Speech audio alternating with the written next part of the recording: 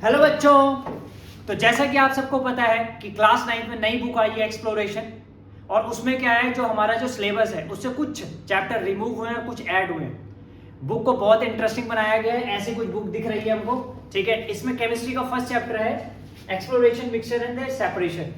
तो इसको स्टार्ट करते हैं, कुछ की पॉइंट्स लेंगे स्टार्टिंग में और उसको आगे हम डिटेल में पढ़ेंगे। आइए स्टार्ट करते हैं। पहला जो टॉपिक है हमारा, मिक्सचर को जानने से पहले आपको प्योर सब्सटेंस के बारे में जानना जरूरी है कि प्योर सब्सटेंस क्या होता है। तो जिस आपने सुना होगा कि गोल्ड प्योर, सॉल्ट प्योर, इस तरीके से कुछ टर्म्स यूज की होंगी।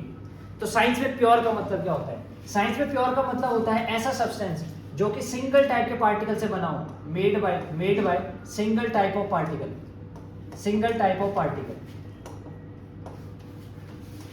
अब सिंगल टाइप ऑफ पार्टिकल का मतलब क्या है? मान लो मैं कह रहा हूं प्योर गोल्ड है, तो उसका हर एक पार्टिकल गोल्ड, हर एक पार्टिकल जो है वो गोल्ड ही होना चाहिए, तभी मैं कहूंगा कि वो क्या है, वो प्योर सब्सटेंस है। ऐसे अगर मैं कह रहा हूं प्योर सॉल्ट, तो आपको पता है सॉल्ट का कंपोजिशन क्या होता है? NaCl होता है, तो उसका हर एक पार्टिकल NaCl होना चाहिए। अगर इन पार्टिकल्स के अलावा भी कोई पार्टिकल इसमें इंक्लूड हो जाता है, जैसे मान लो आयोडीन आ गया, आयोडाइज सॉल्ट हम यूज करते हैं आजकल, आयोडीन आ गया, तो इसमें क्या है, दो टाइप के पार्टिकल्स हो जाएंगे, इसको फिर प्योर सब्सटेंस नहीं, मिक्सचर की कैटेगरी में बोला जाएगा। तो इससे हमारे पास दूसरी टर्म आई है मिक्सचर। तो मिक्सचर क्या है? तो मिक्सचर ऐसे सब्सटेंसेस होते हैं जिसमें दो या दो से ज्यादा टाइप के पार्टिकल्स प्रेजेंट होते हैं। जैसे मान लो कि हमने क्या है, आयोडाइज सॉल्ट की बात की, आयोडाइज सॉल्ट।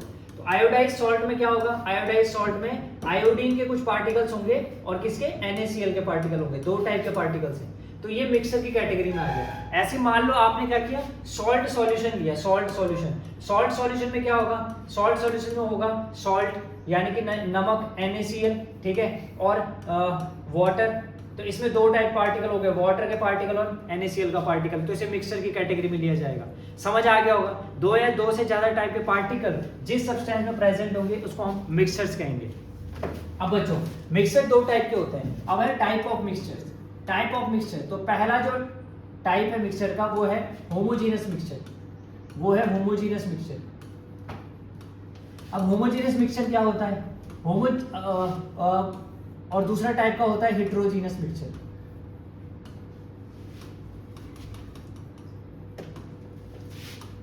तो बच्चों, होमोजेनियस मिक्सचर क्या होता है? होमोजेनियस मिक्सचर जैसे कि आप क्या है, मान लो आप कोल्ड ड्रिंक पीते हैं, या फिर जैसे हम सॉल्ट सॉल्यूशन की बात करते हैं, सबसे इजी है सॉल्ट सॉल्यूशन। हमने क्या किया, पानी था, पानी में सॉल्ट डाल दिया, उसको मिलाया मस्त करके। तो अगर मैं अब क्या है, मैंने मान लो कांच के ग्लास में लिया, अब मैं उस सॉल्यूशन को देखूं तो मुझे वो एक जैसा दिखाई देगा, उसका कंपोजिशन एक जैसा दिखाई देगा। जब उसको टेस्ट करूंगा तो हर एक बूंद में सेम क्या है, सेम टेस्ट आएगा।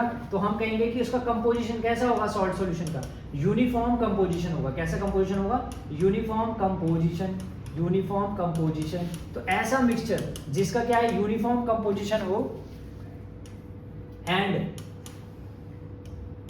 separation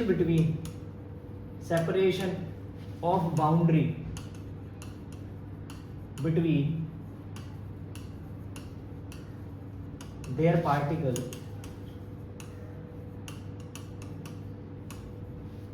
does not visible।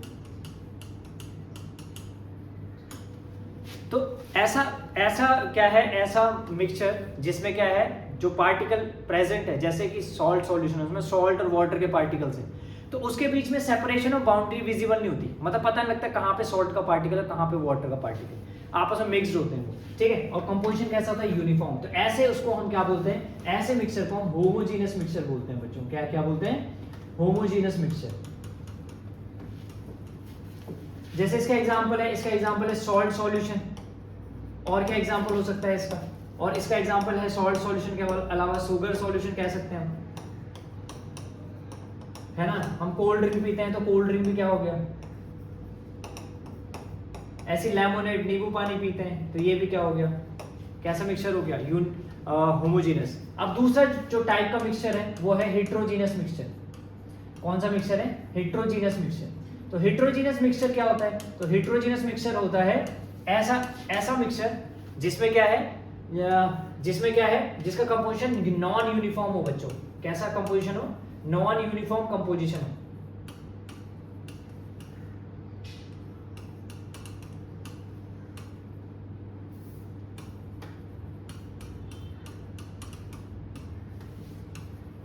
And boundary of separation visible, boundary of separation visible, और बाउंड्री ऑफ सेपरेशन क्या हो, विजिबल हो।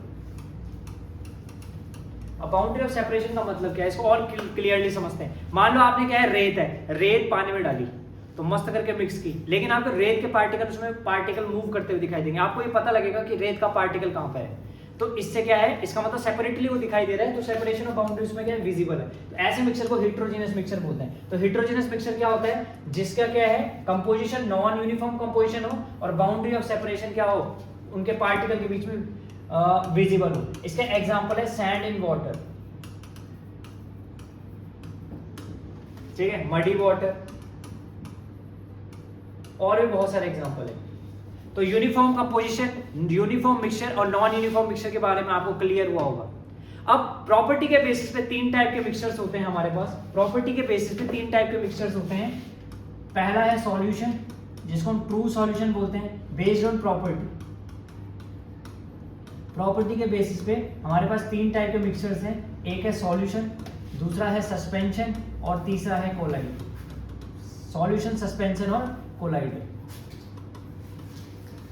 सॉल्यूशन क्या होता है, मान लो कि आपके पास आपने पानी है, पानी में क्या है, चीनी डाल दी, तो यानी शुगर सॉल्यूशन बन गया। तो शुगर सॉल्यूशन एक्चुअली में क्या होता है, शुगर सॉल्यूशन होता है एक होमोजीनियस मिक्सचर।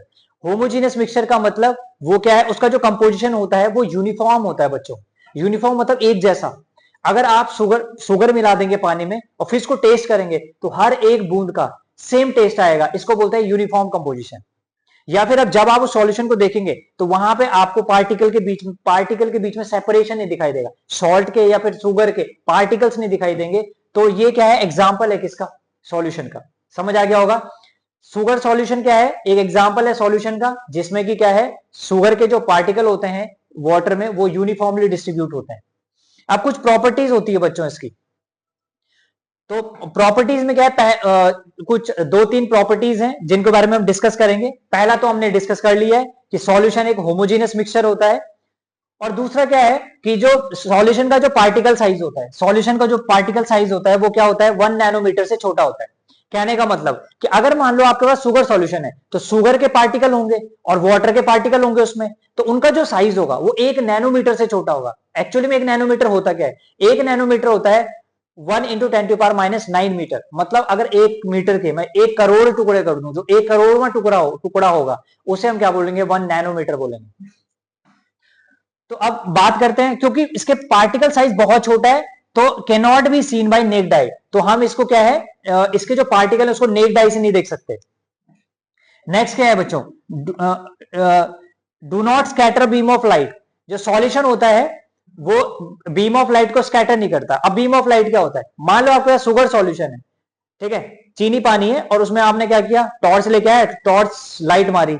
अब लाइट मारी तो लाइट ऐसे सीधी निकलेगी, बिल्कुल पैरेलल ही निकलेगी, सीधी निकलेगी, बिना स्कैटर्ड, बिना फैले हुए, बिना क्या है, फैले हुए। मान लो कि आपके पास क्या है, शुगर सॉल्यूशन है और आपने क्या किया, बीम ऑफ लाइट ली, तो बीम ऑफ लाइट जो है बिल्कुल सीधी निकल जाएगी, मतलब बिना स्कैटर्ड हुए। अब स्कैटर्ड होता है तो कैसा दिखता है हमको, कोई भी बीम जब स्कैटर्ड होती है तो ऐसे दिखती है। मान लो सीधी आ रही थी तो स्कैटर्ड होकर फैलती है वैसे करके, तो ये फैलती नहीं है, सीधी निकल जाती है।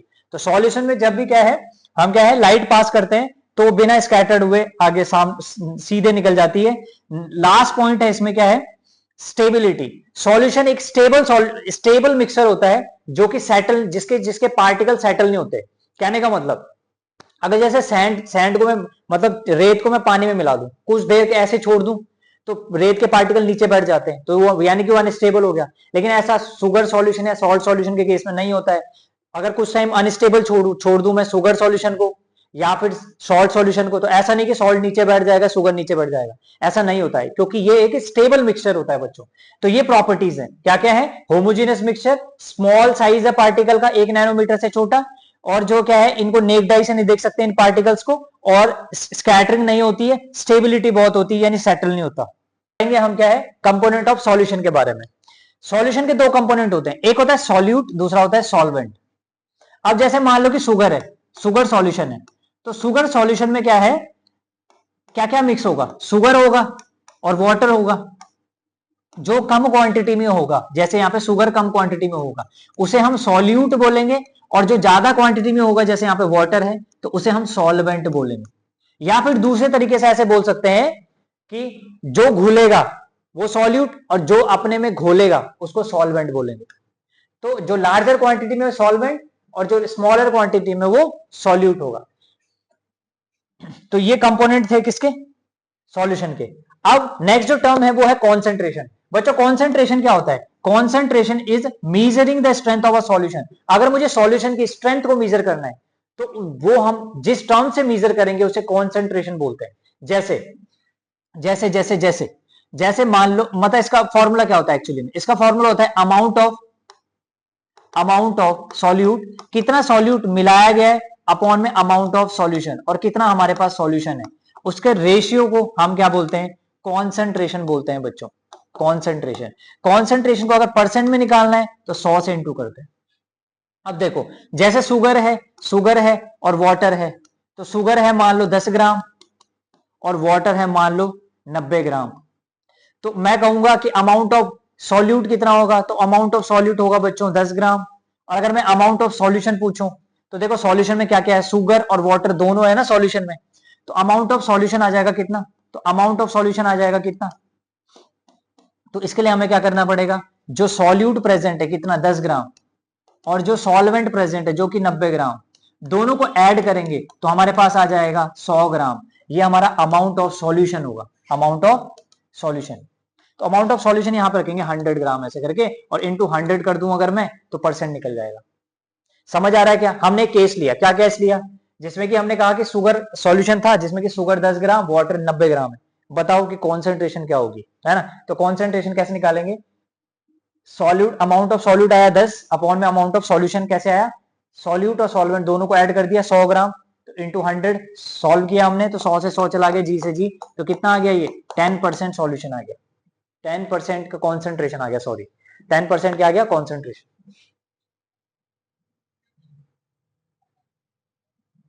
अब जो कॉन्सेंट्रेशन है वो 3 तरीके से रिप्रेजेंट किया जाता है, या mass by mass percent, mass by volume percent, volume by volume.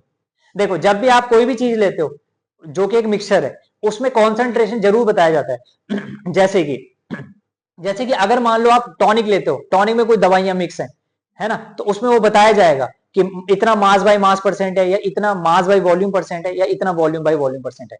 हर कंपनियां जो होती हैं वो अलग अलग तरीके का से रिप्रेजेंट करती हैं कॉन्सेंट्रेशन को, पर लेकिन वो 3 ही तरीके हो सकते हैं, या तो मास बाय मास परसेंट में रिप्रेजेंट करेगी, या मास बाय वॉल्यूम परसेंट में रिप्रेजेंट करेगी, या वॉल्यूम बाय वॉल्यूम परसेंट में। अब ये होते क्या है वो समझ लेते हैं। तो सबसे पहले हम मास बाय मास परसेंट समझते हैं बच्चों। तो देखो, अगर मास बाय मास परसेंट ये कहता है कि अगर तुमने सॉल्यूट, मतलब जो अमाउंट ऑफ सॉल्यूट है उसको उसका तुमने मास लिया फॉर्मूले में, और जो अमाउंट ऑफ सॉल्यूशन था वो भी मास में लिया, मतलब जैसे कि क्या है, जैसे हमने प्रीवियस केस में किया था कि मान लो कि आपने क्या है, जो शुगर सॉल्यूशन में 10 ग्राम शुगर ली, अपॉन में 100 ग्राम क्या ले लिया, सॉल्यूशन ले लिया, है ना। तो ऊपर भी मास लिया और फॉर्मूले में नीचे भी मास लिया, तो फिर इंटू 100 किया, तो ये मास बाय मास परसेंट हो जाएगा, मास बाय मास परसेंट। ठीक है, इसका एग्जांपल है जैसे कि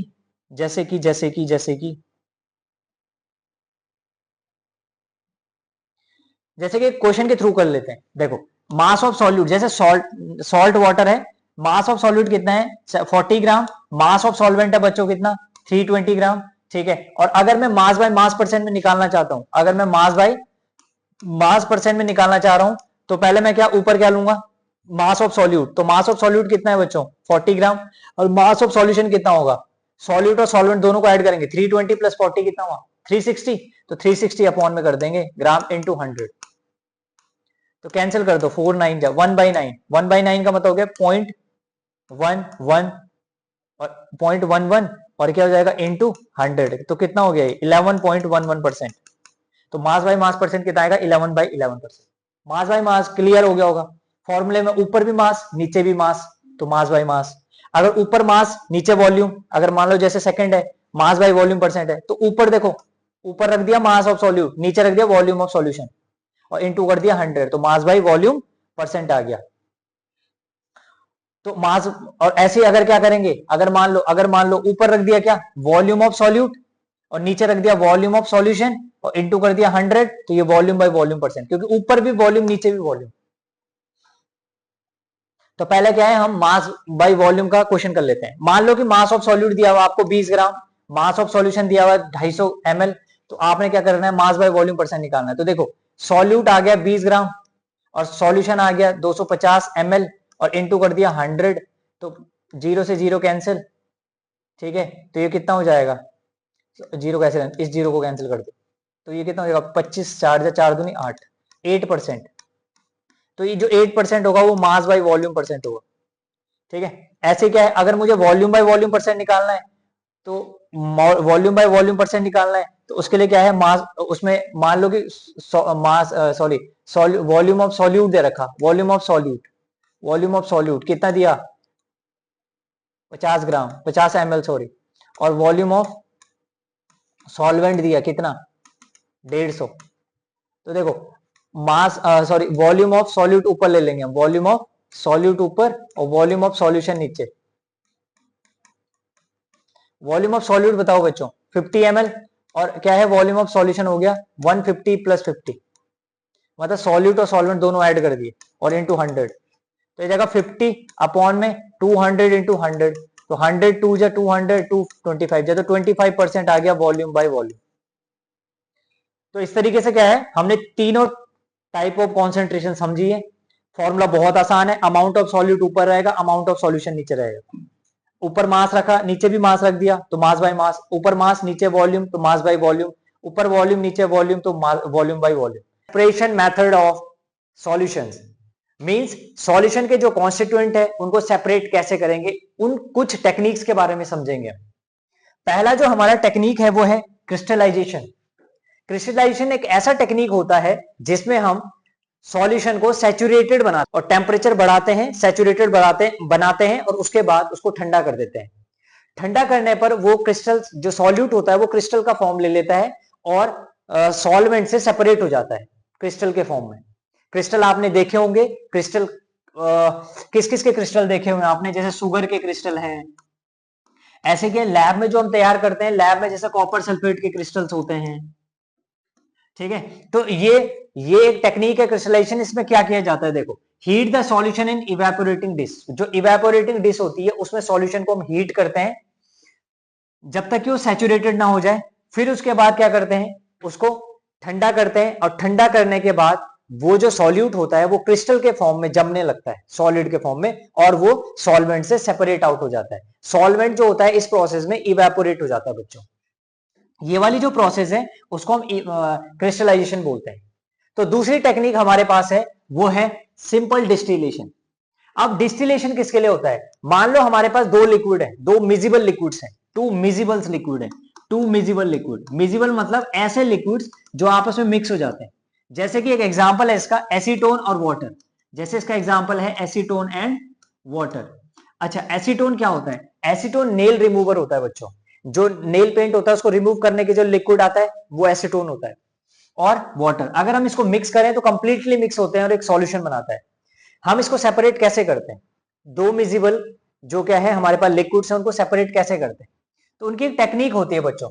हमने क्या करना होता है, एक क्या है, हम क्या करते हैं, एक फ्लास्क लेते हैं, उसमें इस मिक्सचर को डालते हैं और इसको गर्म करते हैं। अब जैसा कि हमको पता है कि जो एसीटोन है, एसीटोन का जो बॉइलिंग पॉइंट होता है वो 56 डिग्री सेल्सियस होता है। तो जब हम गर्म कर रहे होते हैं तो यहाँ पे हमारा थर्मोमीटर होता है, वो टेम्परेचर बता रहा होता है। और वाटर का कितना होता है बॉइलिंग पॉइंट, वाटर का बॉइलिंग पॉइंट होता है 100 डिग्री सेल्सियस। तो जब हम गर्म करेंगे सॉल्यूशन को तो पहले टेम्परेचर बढ़ेगा 10, 20, 30, 40, 50, ऐसे 55, 56। जैसे ये 56 डिग्री में जाएगा यहां पे वेपर्स बनना स्टार्ट होंगी, और वो किसकी वेपर्स होंगी, वो होंगी एसीटोन की वेपर्स। फिर वो एसीटोन की वेपर क्या होती है, इस डिलीवरी ट्यूब से होते हुए जाएंगी, और यहां पर इस डिलीवरी ट्यूब में यहाँ इधर क्या है, इस साइड क्या है, कंडेंसर लगा होता है जो कि इसको ठंडा करता है। ठंडा करने के कारण ये वेपर लिक्विड फॉर्म में कन्वर्ट हो जाती है और यहाँ पे ड्रॉप बाय ड्रॉप गिरने लगती है। तो एसीटोन के वेपर्स बनने लगती है और इधर ट्रांसफर होने लगती है। जब तक ये सॉल्यूशन 100 डिग्री सेल्सियस तक पहुंचता है तब तक सारी की सारी वेपर यहां तक ट्रांसफर हो जाती है, वो लिक्विड फॉर्म में कन्वर्ट हो जाती है। इस तरीके से वाटर और एसीटोन हमारा सेपरेट होता है। इस प्रोसेस को डिस्टिलेशन प्रोसेस बोलते हैं बच्चों। लेकिन ये प्रोसेस उन दो मेजिबल लिक्विड्स के लिए होगी जिनका बॉइलिंग पॉइंट 25 डिग्री सेल्सियस से ज्यादा होगा, जिनका बॉइलिंग पॉइंट का डिफरेंस 25 डिग्री सेल्सियस से ज्यादा होगा। जैसे यहां पे एसीटोन 56 डिग्री है और वाटर कितना है 100 डिग्री सेल्सियस है, तो इसके बीच में 25 डिग्री से ज्यादा का टेम्परेचर बॉइलिंग पॉइंट डिफरेंस है। तो समझ आ गया होगा आपको। फिर क्या है नेक्स्ट जो है हमारा वो है ये डिस्टिलेशन प्रोसेस है, जो मैंने बताया है वो यहां पर लिखा हुआ है, आप इसको नोट कर सकते हैं। फिर जो नेक्स्ट प्रोसेस है बच्चों वो है हमारा फ्रैक्शनल डिस्टिलेशन। तो फ्रैक्शनल डिस्टिलेशन क्या होता है बच्चों? फ्रैक्शनल डिस्टिलेशन कुछ भी नहीं होता है, सेटअप बिल्कुल यही होता है, बस यहां पर क्या होता है, यहां पर क्या होता है एक ना फ्रैक्सिनेटिंग कॉलम लग जाता है। अच्छा, सेपरेशन डिस्टिलेशन, फ्रैक्शनल डिस्टिलेशन किसके लिए यूज होता है बच्चों? तो फ्रैक्शनल डिस्टिलेशन होता है ऐसे दो लिक्विड्स, ऐसे दो मिजिबल लिक्विड जिनका बॉइलिंग पॉइंट का डिफरेंस 25 डिग्री सेल्सियस से कम होता है। अब 25 डिग्री सेल्सियस से कम है, मान लो कोई दो, एक हमारे पास सॉल्यूशन ए है और दूसरा क्या है बी। तो ए और बी, मान लो ए का जो बॉइलिंग पॉइंट है वो 90 डिग्री है और दूसरे का क्या है 100 डिग्री। तो जब हम गर्म कर रहे होंगे 90 डिग्री में जो वेपर्स बनेंगे 100 डिग्री पहुंचते पहुंचते यहां पे क्या है पूरा वेपर कंप्लीटली वहां ट्रांसफर नहीं हो पाएगा, जिसकी वजह से जो वेपर्स होती है यहां पर वो मिक्स हो जाती है। तो इसको सेपरेट करने के लिए यहां पे फ्रैक्शनेटिंग कॉलम लगता है ऐसे करके। वो फ्रैक्शनेटिंग कॉलम क्या करता है, जो वेपर्स पहले बनी है, मतलब जो वेपर देखो 90 डिग्री वाले की वेपर पहले बनेगी, तो 90 डिग्री वाले की वेपर जो पहले बनी है वो तो क्या है पास हो जाएंगी इससे, वो क्या है पास हो जाएंगी और पास होने के बाद इस बीकर में चली जाएंगी। लेकिन जो बाद में वेपर्स बनी है वो वेपर यहीं रह जाएंगी। इस तरीके से हम क्या है यहां पर सेपरेट कर सकते हैं लिक्विड्स को। ये जनरली कहां पर यूज होता है, ये जनरली यूज होता है कहां पर, refining of crude oil. Crude oil की जब रिफाइनिंग की जाती है तो वहां पर भी फ्रैक्शनल डिस्टिलेशन होता है। तो क्रूड ऑयल को कैसे करते हैं, जब भाई क्रूड ऑयल को जब हम गर्म करते हैं तो क्या है वो अलग अलग जोन में अलग अलग डिग्री सेल्सियस में गर्म होता है। जैसे यहाँ पे यहाँ पे जो वेपर्स हमको कलेक्ट होंगे 400 डिग्री सेल्सियस, इधर 370 डिग्री, 300 डिग्री, 200, 150, और यहाँ हर जगह क्या फ्रैक्शनेटिंग कॉलम लगेगा जो कि उन वेपर्स को सेपरेट करेगा, मिक्स नहीं होने देगा। ये जो तरीका है फ्रैक्शनल डिस्टिलेशन, ये क्रूड ऑयल के लिए यूज किया जाता है बच्चों। फिर आ जाता है हमारा थर्ड प्रोसेस। थर्ड प्रोसेस है क्रोमेटोग्राफी। क्रोमेटोग्राफी क्या होता है, क्रोमा मीन्स होता है कलर। अगर हमारे पास क्या है ऐसा मिक्सचर है, मतलब हमारे पास कलर्स का मिक्सचर है, मान लो ब्लू कलर है, येलो कलर है, उनका मिक्सचर है और उसको सेपरेट करना है, तो उसको सेपरेट करने के लिए क्रोमेटोग्राफी मेथड यूज की जाती है। क्रोमा मतलब होता है कलर, कलर सेपरेशन टेक्निक होती है ये, ठीक है। और इसका ये तरीका क्या होता है, इसमें हम क्या करते हैं एक बीकर लेते हैं और बीकर एक फिल्टर पेपर लेते हैं, फिल्टर पेपर में नीचे से क्या है कुछ ऐसा कुछ करके एक फिल्टर पेपर लेते हैं, फिल्टर पेपर में क्या है निशान लगा देते हैं इस तरीके से, और जो भी हमारा जो सॉल्यूशन होता है उसका डॉट लगा देते हैं। हमें पता नहीं है सॉल्यूशन में कौन कौन से कलर हैं, तो उसका डॉट लगा देते हैं और इसको डिप कर देते हैं कहां पे, पानी में। पानी जस्ट बॉटम को टच करना चाहिए इस पेपर के, है ना। फिर से समझाता हूं, एक पेपर लेते हैं, उस पेपर में क्या है नीचे से एक लाइन खींचेंगे और वो जो लाइन होगी उसमें एक डॉट मारेंगे। वो कौन सी इंक होगी हमारे पास, वो इंक होगी जो ब्लू और येलो, ब्लू और येलो ना, हाँ ब्लू और येलो का जो मिक्सचर किया था, जो सॉल्यूशन मिला हमको कलर वाला सॉल्यूशन, उसका क्या है उसका डॉट लगाएंगे। उसका डॉट जैसे ही लगाएंगे उसको पानी में डिप करेंगे, पानी में कैपिलरी एक्शन होगा, इस तरीके से पानी ऊपर चढ़ेगा और अलग अलग जोन बनाएगा। इस अलग अलग जोन में हमको डिफरेंट कलर्स देखने को मिलेंगे।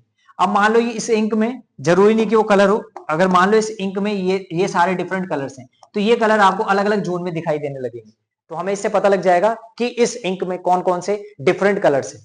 तो अगर कलर सेपरेशन टेक्निक की बात आएगी बच्चों सॉल्यूशन के लिए, तो वो हम पेपर क्रोमेटोग्राफी से यूज करते हैं। पेपर क्रोमेटोग्राफी का यूज ब्लड टेस्ट में भी होता है बच्चों। तो अगर मैं अब एक बार थोड़ा सा रिव्यू ले लूं तो क्या है, देखो क्रिस्टलाइजेशन जो टेक्निक होता है वो क्या है, वो जैसे मान लो हमारे पास कोई सॉल्ट है, सॉल्ट को हमने वाटर में मिक्स किया हुआ है, सॉल्यूशन बना हुआ है, उसको सेपरेट करने के लिए क्रिस्टलाइजेशन मेथड होता है। क्रोमेटोग्राफी मेथड किसके लिए होता है, जो क्या है अगर हमको डाई को सेपरेट करना है, मींस कलर कंपोनेंट को सेपरेट करना है किसी कलर सॉल्यूशन से। और सिंपल डिस्टिलेशन क्या होता है, जब दो मिजिबल लिक्विड्स होते हैं तो उनमें दोनों लिक्विड को सेपरेट करना है जिनका बॉइलिंग पॉइंट का डिफरेंस 25 डिग्री सेल्सियस से ज्यादा होना चाहिए, उसके लिए हम डिस्टिलेशन प्रोसेस यूज करते हैं। और फ्रैक्शनल डिस्टिलेशन क्या होता है बच्चों, ऐसे दो मिजिबल लिक्विड्स जिनका 25 डिग्री सेल्सियस से कम का बॉइलिंग डिफरेंस होता है, उनको सेपरेशन के लिए हम फ्रैक्शनल डिस्टिलेशन यूज करते हैं। तो फ्रैक्शनल डिस्टिलेशन और डिस्टिलेशन में ज्यादा फर्क नहीं होता है, प्रोसीजर सेम होता है, बस वहां पे क्या है, ऊपर एक क्या है, अपैरेटस में एक फ्रैक्शनल कॉलम लग जाता है जो कि वेपर्स को मिक्स नहीं होने देता है। बच्चों कोलाइडल सॉल्यूशन क्या होता है? कोलाइडल सॉल्यूशन एक ऐसा मिक्सचर होता है जो हमको लगता तो होमोजीनस है पर होता हेट्रोजीनस है। इसके एग्जांपल्स क्या होते हैं बच्चों? इसके एग्जांपल्स होते हैं food, milk, smoke, detergent, blood, paint gel, cosmetic, ये सारे जो है ये कोलाइड्स के एग्जांपल है। मतलब इसका सबसे आसान जो डेली लाइफ में आपने देखा हुआ है वो है मिल्क। दूध जो होता है वो एक कोलाइडल सॉल्यूशन होता है। ऐसे ही जो जेल यूज करते हैं आप, शेविंग क्रीम्स यूज करते हैं, है ना, और स्मोक देखते हैं, फिर क्लाउड देखते हैं, ये सारे कोलाइडल सॉल्यूशंस होते हैं। अब बच्चों इनको कोलाइडल सॉल्यूशन भी बोला जाता है और कोलाइड्स भी कह सकते हैं आप, ठीक है। अब अगर मैं प्रॉपर्टी की बात करूं तो प्रॉपर्टी क्या होती है, ये लगते तो होमोजीनस है बट होते हेट्रोजीनस है।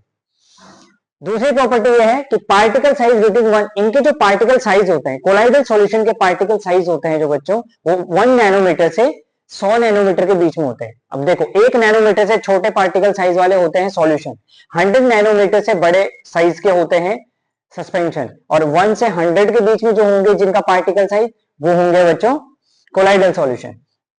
अब कोलाइडल सॉल्यूशन में जब भी बीम ऑफ लाइट पास की जाती है, मान लो आप दूध यानी मिल्क से लाइट पास करवाएं, तो लाइट क्या होगी, वो सीधा ना जाकर वो स्कैटर्ड होगी। कैसे होगी बच्चों? स्कैटर, फैलेगी। और यही क्या है, जो कोलाइडल सॉल्यूशन होता है जब वो स्कैटर्ड करता है बीम ऑफ लाइट को, तो स्पेशल इफेक्ट प्रोड्यूस करता है जिसे हम टिंडल इफेक्ट बोलते हैं बच्चों। नेक्स्ट जो प्रॉपर्टी वो है दे आर स्टेबल, ये स्टेबल होते हैं, यानी आप इनको क्या है, अगर अनडिस्टर्ब छोड़ दो तो ऐसा नहीं कि ये सेटल डाउन हो जाएंगे। अनलाइक जैसे हमने सस्पेंशन में देखा था, सस्पेंशन में क्या देखा था कि जब भी हम क्या है सस्पेंशन को क्या है अनडिस्टर्ब छोड़ रहे थे, उसके जो पार्टिकल थे बच्चों वो सेटल डाउन हो जा रहे थे, लेकिन इसके केस में ऐसा नहीं होता है, ये स्टेबल होते हैं और they do not settle down when left undisturbed. और इनको अगर मान लो अगर ये स्टेबल है, इनको फिल्ट्रेशन से भी क्या है सेपरेट नहीं किया जा सकता बच्चों। अब बात ये आती है कि कोलाइड्स के कंपोनेंट क्या क्या होते हैं। तो इसके कंपोनेंट होते हैं डिस्पर्स फेज और डिस्पर्जन मीडियम। बिल्कुल जैसे सॉल्यूशन में पढ़ा था हमने, सॉल्यूशन के क्या है, दो कंपोनेंट होते हैं, एक होता है सॉल्यूट और एक होता है सॉल्वेंट। तो सॉल्यूट क्या होता था, जो कम क्वांटिटी में होता था वो सॉल्यूट, और जो ज्यादा क्वांटिटी में सॉल्वेंट। एग्जैक्टली यहां पर भी ऐसा ही है। डिस्पर्स फेज और डिस्पर्जन मीडियम, इसके दो कंपोनेंट होते हैं, डिस्पर्स फेज और डिस्पर्जन मीडियम।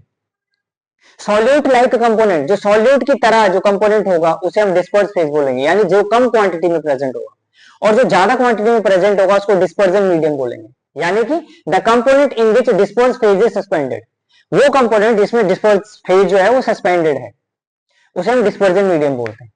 अच्छा एग्जांपल ले लेते हैं, जैसे स्मोक देखा होगा आपने, तो स्मोक में क्या होता है, होती तो वैसे एयर ही है, लेकिन उसमें डस्ट, उसमें जो पार्टिकल होते हैं सॉलिड पार्टिकल सस्पेंडेड होते हैं। तो बच्चों सॉलिड पार्टिकल हो गए डिस्पर्स फेज क्योंकि वो कम क्वांटिटी में, और होता वो धुआं ही है ना, एयर होता है, तो जो इसमें गैस है वो है डिस्पर्जन मीडियम। ऐसे ही बच्चों जैसे क्लाउड है, तो क्लाउड में क्या होता है, लिक्विड तो डिस्पर्स फेज होता है हमारा, और एयर जो होती है वो डिस्पर्जन मीडियम। यानी क्लाउड क्या होता है, बहुत बड़ा, मतलब बादल क्या होता है, बहुत बड़ा क्या होता है, एयर का क्या होता है, एयर में जो होते हैं ना बहुत सारे, जब क्या है वाटर पार्टिकल सस्पेंडेड होते हैं तो उसका एक क्लस्टर, पूरा एक बड़ा क्लस्टर क्या बनाता है, क्लाउड बनाता है। एक्चुअली में उसमें ज्यादा क्वांटिटी में एयर होती है और कम क्वांटिटी में वाटर प्रेजेंट होता है, तो जो वाटर होगा वो डिस्पर्स फेज और जो एयर होगा वो डिस्पर्जन मीडियम। कम क्वांटिटी वाला डिस्पर्स फेज, ज्यादा क्वांटिटी वाला डिस्पर्जन मीडियम। ये समझ आया होगा। तो अब हम डिस्कस करेंगे एक इफेक्ट को जिसे हम कहते हैं टिंडल इफेक्ट, ये इंपॉर्टेंट है। तो बच्चों टिंडल इफेक्ट क्या होता है, टिंडल इफेक्ट होता है कि जो क्या है, जो it is the scattering of light, it is the scattering of light, it is the scattering of light by colloidal particle. जो कोलाइडल पार्टिकल्स हैं वो जब लाइट को स्कैटर करते हैं तो उस फिनोमिना को हम टिंडल इफेक्ट कहते हैं। अच्छा टिंडल इफेक्ट आपने कहां देखा होगा, टिंडल इफेक्ट आपने देखा होगा जैसे कैनोपी ऑफ फॉरेस्ट है, मान लो रात, मतलब मूवीज में भी देखा होगा सीन, कौन सा वाला, रात हो रखी है, क्या है, मून मतलब चांद की रोशनी है, और क्या है, वो फॉरेस्ट से ना चांद की रोशनी आ रही है, तो उसमें ना डस्ट पार्टिकल ऐसे मूव करते हुए दिखाई दे रहे हैं, अच्छा सा इफेक्ट दिखाई दे रहा है एक्चुअली में, वही वो हमारा क्या है, टेंडल इफेक्ट है एक एग्जाम्पल। और क्या हो सकता है टेंडल इफेक्ट का, मान लो एक डार्क रूम में टेंडल इफेक्ट अगर आपने देखना है, अगर आप एक डार्क रूम में और वहां से क्या है, आपने खिड़की थोड़ी सी खोली और वहां से लाइट आई, तो लाइट जब आती है तो आप देखते हो डस्ट के पार्टिकल आपको मूव करते हुए दिखाई दे रहे हैं। वो आपको मूव करते हुए क्यों दिखाई दे रहे हैं, क्योंकि एक्चुअली में जो हमारी क्या होती है, वो जो एयर होती है वो क्या होती है, कोलाइडल, कोलाइडल मतलब एयर, जो डस्ट डस्ट इन एयर होती है वो एक कोलाइडल सॉल्यूशन का एग्जांपल होती है। तो वो लाइट को क्या कर रही होती है, स्कैटर कर रही होती है, जिसके कारण उसका पाथ विजिबल हो जाता है। तो इसी को हम क्या बोलते हैं, टिंडल इफेक्ट बोलते हैं बच्चों।